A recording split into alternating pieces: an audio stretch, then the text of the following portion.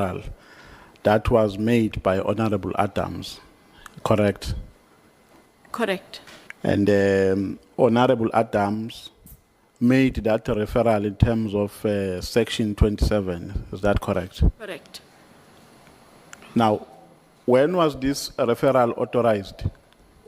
The referral was made on the 22nd of November. The investigation itself was authorized on the 6th of December. So it was authorized on the 6th of December. That is correct. Because then, investigations wouldn't have been able to continue without yes, the authorization, Honorable Member. Okay. And then you further said for a referral to pass or to be successful, there must be an affidavit to which the deponent has deposed. Is that correct? That is correct. Now,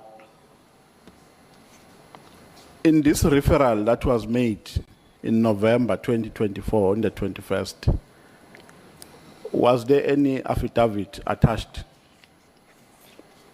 on the referral that was made in November? The referral is an affidavit made by Mr. Adams. And that affidavit is dated? The 22nd of November, 2024.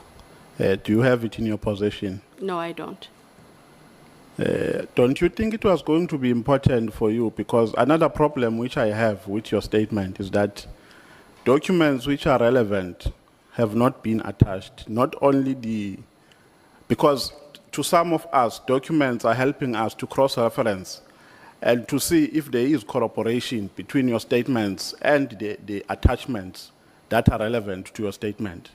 Now, if we just rely on a statement, and there is a precedent that has been made by witnesses who have come before you, they make, for easy reference, they make huge bundles of attachments so that we can be able to go further in terms of making sure that we broaden our insight. Now, my problem here is that you have not attached the relevant documents. The second document which is relevant, which you have not attached, is a letter that you wrote to a general requesting for the dockets that you wrote in December. But let's go back to this referral. You know that a docket is a public document, right? No.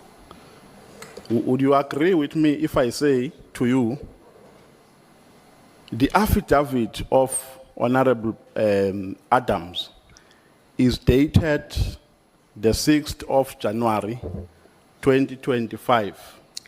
That would be a supplementary affidavit because follow-up engagements were had by the investigating team with Mr. Adams. I did indicate that as well earlier. So yes, there would be a 6 January document. Can you be able to furnish us with the original affidavit? Unfortunately, Honorable Chair and members, that is not a document that I can disclose. But if there are of the other documents, this document has not even been disclosed to the defense. And it is one of those documents where even the defense would have to apply for the document to be made available to them. The Section 27 referral cannot be made available, but other documents that Honorable Nomvalo or any other member says should have been here, what I would ask all of the honorable members is to kindly provide the chair with a list, and those documents that can be made available should be made available to this House in the course of next week as part of a bundle, which would then be referenced according to the affidavit and then be sent to the evidence leader for distribution. But where we are with the current matter, and because the Section 27 also, Honorable Nomvalo, still relates to other investigations that are pending, the Section 27 referral will not be made available. I'm not being difficult, I'm just indicating that in terms of where we are in the process, IDAC cannot make the Section 27 available. So is it a classified document? It's not a classified document as in we've written on it top secret. It is a document that seeks to initiate the intake of a matter. It is a document that, should it be disclosed, will have to first be disclosed to an accused. That document has not been made available to any of the accused. I can therefore not make any of those documents available. It is not like the charge sheet. It's not a public document. So which... It is a confidential document that deals with the intake of a matter within IDAC and how the matter is then considered for intake and then for the later authorization. So which law are you relying on to make that proposition? I'm saying that in terms of process, we have not disclosed a Section 27 referral. It is a confidential document similar to how we have memos in the NPA. And not just IDAC. There are certain documents that are not made available for public consideration. Yeah, but which law? You mean, when you say in terms of the process, So you mean in terms of the established precedent within the organization, or there is a particular law that speaks to that effect? So I cannot give you the law that deals with that. I talk to the confidentiality of the document and what it purports to do. So that document is used for a very specific purpose, and it is used to initiate an intake and a referral. It is a confidential internal document.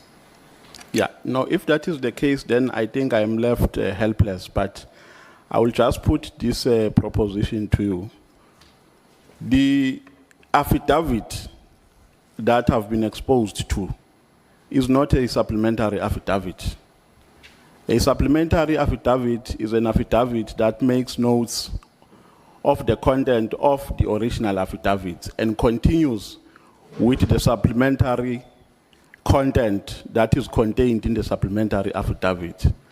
So the affidavit of the 6th of January 2025 is an original affidavit. I'm making that proposition to you. I can only change it if you come with an information that suggests otherwise. But the information that is at my disposal is an original affidavit, not a supplementary affidavit. It was signed by Mr. Barnard on the 6th of January 2025. By Mr. Adams, my apologies, Honorable Barnard. By Mr. Adams on the 6th of January 2025. So on the 22nd of November 2024, we had a referral affidavit that refers the matter to IDAC and sets out in broad strokes the allegations. What I did understand from the investigating and prosecuting team, Honorable Nomvalo, is that they did a follow-up interview and statement taking with Mr. Adams on the 6th of January.